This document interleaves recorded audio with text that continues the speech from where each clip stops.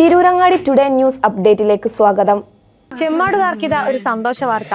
Don't miss this golden opportunity. Thooba jewellery നിങ്ങൾക്കായി ഒരുക്കുന്ന കമ്മൽ ഫെസ്റ്റിൽ പങ്കെടുക്കുന്ന 10 ഭാഗ്യശാലികൾക്ക് നറുക്കെടുപ്പിലൂടെ വമ്പൻ സമ്മാനങ്ങൾ നേടാനുള്ള ഒരു സുവർണാവസരം. ഏപ്രിൽ 12 മുതൽ ജൂൺ 12 വരെ തൂബ ജ്വല്ലറിയിൽ നിന്ന് ആഭരണങ്ങൾ വാങ്ങുന്ന 10 ഭാഗ്യശാലികളെ കാത്തിരിക്കുന്നത് ഒന്നാം സമ്മാനമായി റെഫ്രിജറേറ്ററും, രണ്ടാം സമ്മാനമായി വാഷിംഗ് മെഷീനും, മൂന്നാം സമ്മാനമായി ടിവിയും, അതിനു പുറമെ മറ്റനേകം ഗൃഹോപകരണങ്ങളുമായിട്ടാണ് ചെമ്മാട് തൂബ ജ്വല്ലറി നിങ്ങളെ കാത്തിരിക്കുന്നത്. തിരഞ്ഞെടുക്കുന്ന ഭാഗ്യശാലികൾ നിങ്ങളായേക്കാം.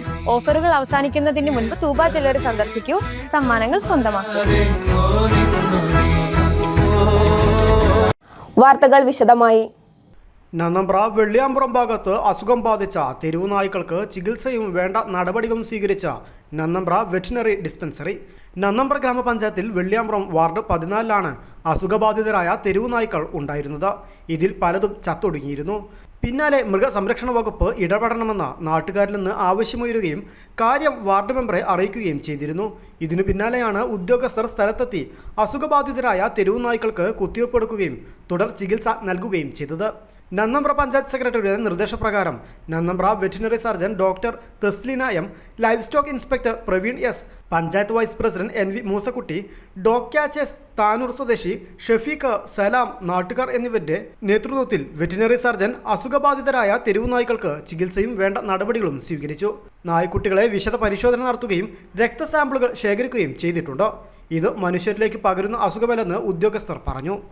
തൊലിയിൽ വരുന്ന അസുഖമാണ്. ദീർഘകാല ചികിത്സയാണ് ഇതിനാവശ്യം. കുത്തിവയ്പ് എടുത്തു. മനുഷ്യരിലേക്ക് പകരില്ലെന്നും ആശങ്ക വേണ്ടെന്നും veterinary surgeon doctor M Thasleena പറഞ്ഞു. 2 മാസത്തോളമായി വെള്ളിയാമ്പുറം ശിവക്ഷേത്രം റോഡിൽ തെരുവു നായ്ക്കളെ അസുഖബാധിതരായി കണ്ടു തുടങ്ങിയത്. പ്രദേശത്ത് തെരുവുനായ ശല്യം രൂക്ഷമാണെന്നാണ് നാട്ടുകാർ പറയുന്നത്.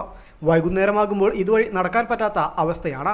പലപ്പോഴും ഇരുചക്ര വാഹനങ്ങൾക്ക് നേരെ നായ്ക്കൾ കൂട്ടമായി എത്തി പാഞ്ഞെടുക്കുന്ന പ്രവണതയുമുണ്ട്. കൂടാതെ തൊട്ടടുത്ത് കുട്ടികൾ കളിക്കാറുമുണ്ട്. ഇവർക്ക് നേരെയും നായ്ക്കൾ പാഞ്ഞെടുക്കാറുണ്ടെന്നും കടിക്കാനുള്ള പ്രവണത കാണിക്കാറുണ്ടെന്നും നാട്ടുകാർ പറയുന്നു. വീട്ടിലെ പല സാധനങ്ങളും എടുത്തുകൊണ്ടു പോകാറുണ്ടെന്നും പരസ്പരം കടികൂടുന്നതെല്ലാം പതിവാണെന്നും നാട്ടുകാർ പറഞ്ഞിരുന്നു. ഇതിനിടയിലാണ് തെരുവു നായ്ക്കളെ അസുഖബാധിതരായി കണ്ടത്. ഇത് പ്രദേശത്തെ ആളുകളിൽ ഏറെ ആശങ്ക ഉണ്ടാക്കിയിരുന്നു. എന്നാൽ ആശങ്കപ്പെടേണ്ടതില്ലെന്ന് veterinary surgeon doctor M Thasleena പറഞ്ഞു. News bureau, Tirurangadi.